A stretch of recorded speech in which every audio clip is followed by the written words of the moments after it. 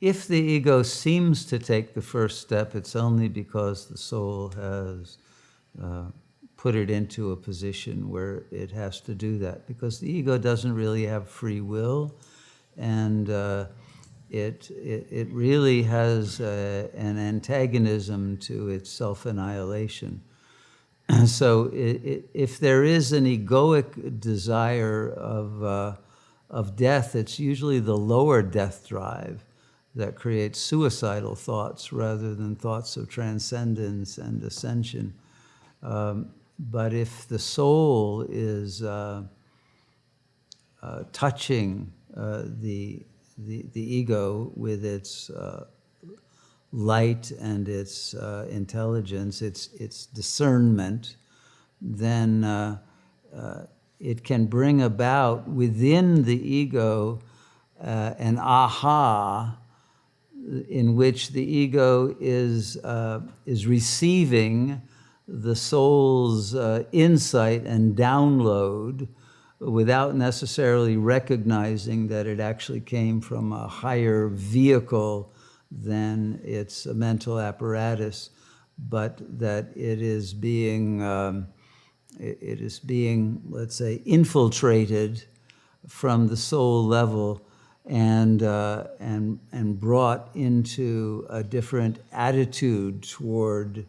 the healing of its suffering, in which growth will be able to take place. And I think it's the growth and maturation of the ego that brings it from a primitive level of desire into an aestheticization and a path of ethical development and moral and religious development that wants to create beauty and more meaningfulness and more order and lawfulness and community, let's say, building, community of the organization of humans in a culture in which all can win rather than some having to lose and be oppressed, and to be able to create a sustainable culture in relation to nature. Those kinds of developments happen, which then will tend to lead to ever more altruism and generosity, and the soul's sovereignty will then